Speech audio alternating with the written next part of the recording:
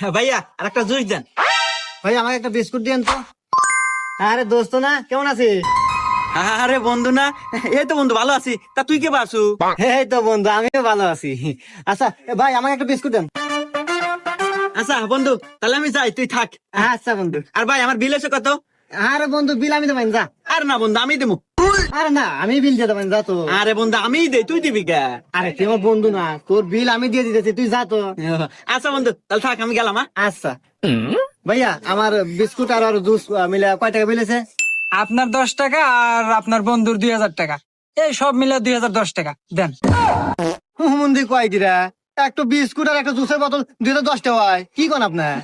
ফির মিয়া খালি জুস নিছে নাকি? ও পুরো সংসার বাজার হয়ে নিয়ে গেল, ওই দেখেন।